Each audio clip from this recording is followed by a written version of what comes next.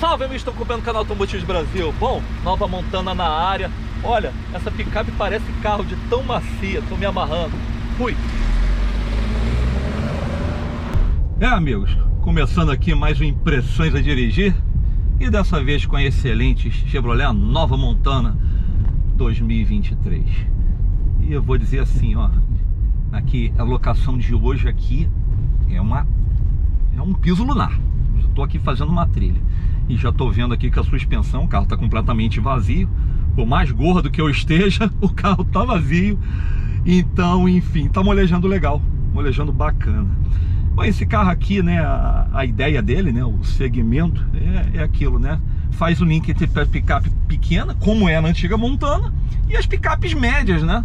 Que aí pega lá a outra ponta, que é a S10. Esse segmento foi inaugurado pela Oroch em 2015 e imediatamente, na verdade, um ano depois, veio a Toro, né, e tomou conta de tudo. Curiosamente, há pouco tempo, né, cerca de um ano, a Oroch ela se reformulou, um bom facelift, inclusive incluindo motores, e a Toro segue, né, se inovando e sempre roubando tudo no mercado. A Montana chegou agora, na verdade essa é a segunda avaliação que eu estou fazendo dela, a primeira dinâmica aqui. Então na primeira, quando eu fiz, eu já tinha até andado no carro e tinha achado interessante, mas ainda não tinha gravado. Tinha feito uma gravação só de salão, né, falando as características. E agora que a gente está aqui andando com ela, que eu digo assim, o carro, e de lá para cá, porque eu estou falando isso, que o carro está vendendo muito, a ponto de até reajustado o preço. Que loucura isso, né? O carro está vendendo muito bem. E por quê? Justamente por isso que eu estou chamando de carro. É um conceito bem interessante que eles chamam de SUV, ou seja, picape utilitária esportiva. Não tem um SUV? Isso é um SUV. Por quê? Porque isso é um SUV com caçamba.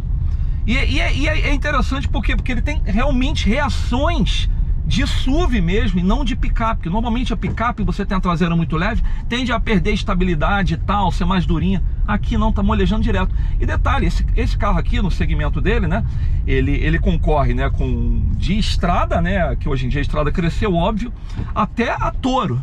E aí, no caso, ele concorre com a Toro Flex. Não chega na diesel, não, que é outra proposta, é carro de 4x4 e tal. Mas, dependendo da versão, ele pega tudo. Só que comparando com o Oroch e com o Toro, essa é a única que não tem multilink na traseira. E que, sinceramente, aqui no uso que eu estou fazendo, não estou vendo diferença nenhuma. O carro está muito bem, obrigado, absorvendo muito bem. Lembrando que a multilink é uma suspensão independente. Então o que acontece de um lado, pouco é passado para o outro lado. Então isso faz com que, até o conceito, né, independente, uma trabalhando independente da outra, um lado trabalhando independente do outro, como é aqui na frente. Mas só esse aqui atrás é um eixo de torção, mas é tranquilo, ele tá reagindo bem, não há problema nenhum. E aí, andando com o carro, eu vejo aqui que, assim, conforme eu falei, ele pouco balança, ele é muito silencioso, a direção levíssima, a direção elétrica. E é interessante que esse carro, ele é completo, assim, tem coisas essenciais desde a primeira versão. Então você conta sempre com 6 airbags, com monitoramento de pressão dos pneus, controle de tração, estabilidade, proteção de caçamba. Na realidade me passaram que até a capota marítima tá vindo em tudo. Se tem acréscimo ou não, eu não sei, mas tá vindo. Então, quer dizer, eu tenho carregamento por indução só nessa top aqui, mas eu tenho pareamento sem fio, Apple CarPlay, Android Auto em qualquer uma. Então, à medida que vão subindo as versões, né, porque tem não chamo de standard, né, na verdade não tem denominação, depois tem a LT, que as duas primeiras são manuais de 6 marchas, sendo que o motor é sempre 1.2 da Tracker Premier, né, que aí é 1.2 de 133 cavalos e 21.4 kgf vezes metro de torque, flex. E as duas últimas, LTZ e Premier, é que tem a caixa automática também de 6 marchas, como aqui. Essa Premier, né, a mais top possível, ela conta mais aqui o carregamento de indução, ela tem, por exemplo, monitoramento de ponto cego, ela tem aqui o banco em couro, na LTZ é parcialmente em couro, uma roda diferente. O que eu percebo aqui é que é um carro muito agradável, muito fácil, muito silencioso. Assim, você percebe que ele é 3 cilindros na hora que você pisa. Na hora que você pisa, você percebe que ele que tem aquele barulhinho assim meio de enceradeira. Mas o resto, sinceramente, uma delícia mesmo. É lógico, o custo-benefício é o foco aqui. Então esse carro, por exemplo, ele começava em cerca de 116, deve ter aumentado um pouco, e passava um pouco dos 140. olha, para o que oferece, sinceramente. Aí outra questão é o seguinte, a pessoa no lançamento me falava, ó, Serginho, mas são 130, 133 cavalos e tal, isso é muito pouco. Eu falei, bom, depende, né? Depende pelo seguinte, a Oroch, por exemplo, ela tem 162, 170. A Toro tem entre 180 e 185, no caso a Flex. Mas aí você pensa aí, mas elas são muito mais maçudas. Só para vocês entenderem, em relação a Toro, esse carro é 340 quilos mais magro. Em relação ao Oroch, são 120. Então, ou seja, ele não precisa de tanta potência para andar bem. Outra coisa que é interessante é que, além de ele andar bem, por ele ser mais leve que a concorrência, ele pendula menos. Como assim pendular? Sim, esse deslocamento de peso lateral, porque o carro é mais alto, tem aquele efeito João Bobo, que você vai perceber na estrada, né? E aqui é amenizado, por quê? Porque o centro de massa é mais baixo, apesar dele ter a mesma altura que a concorrência, né? Quase a mesma altura.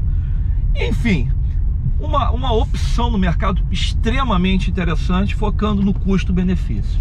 Bem bacana mesmo. Bom, é o seguinte, você que chegou até aqui, considere se inscrever, deixar seu like, seu comentário, para ajudar a viabilizar a gravação de novas matérias e edições.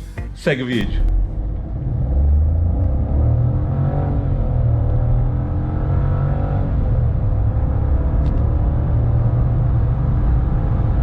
Bom, eu acho que uma das grandes estrelas desse carro é o motor 1.2, que já é conhecido, né, lá na Tracker. Esse motor 1.2, 3 cilindros, flex, entre 132 e 133 cavalos, 19.4 e 21.4 kgfm de torque. Bom, motor pequeno, turbinado, força em baixa, quer dizer, o carro anda muito leve, o carro já é leve. Com esse motor, então, assim, você pesa muito pouco, ele deslancha bastante. Motivo pela qual esse carro anda tão bem e bebe tão pouco. Então vocês viram como que ele acelerou bem agora. E com menos, e mesmo, né, com menos de em torno de 50 cavalos a menos que a Toro, ele anda tão bem quanto ou até mais. Isso faz ele beber menos, porque esse carro aqui está fazendo 11,2 km por litro de gasolina na cidade. Cara, eu acho isso espantoso, um carro desse porte aí fazer isso.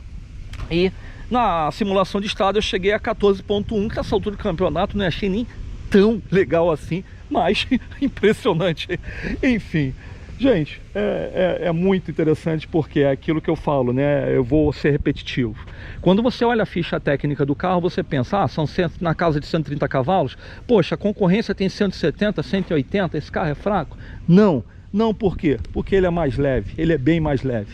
Então a leveza dele traz duas vantagens. Uma, né, realmente o desempenho, eu tenho menos motor para andar bastante, até mais, e mais do que isso, me traz mais estabilidade. Por quê? Porque se eu sou mais leve, o meu centro de massa, ele tende a ser mais baixo, então isso faz com que o carro pendule menos e tenha mais estabilidade. Então uma coisa bem interessante, e vou além, né, aquilo que eu falo, quando a gente fica um pé atrás porque o carro é eixo de torção e não é multilink como a concorrência, no caso Oroch e Toro, mas sinceramente na vida real aceitou muito bem. Você vê que até o perfil é alto, para os padrões de hoje, 55 esses pneus aqui, mas foi na boa, bem interessante. Bom, seguinte, esse carro aqui, né, andou tendo até uns reajustes e tal, vamos dizer que ele esteja aí na casa de 145 mil reais, tendo um bom desconto inclusive para CNPJ e etc e tal. Isso aí vai se reajustando ou se ajustando de acordo com o mercado. Mas isso faz com que o IPVA dele seja aqui no Rio de Janeiro na casa de R$ 5.700 já com os impostos. É uma coisa interessante. Seguro foi cotar para mim, chegando aos 49 anos, e deu R$ 4.700. Bom, isso vai depender muito do seu CEP, se é portão eletrônico na garagem, se é condomínio, bônus, então são várias variáveis. E na parte de revisões, até os 60 mil quilômetros está ficando na casa de R$ 5.000. Quer dizer, interessante.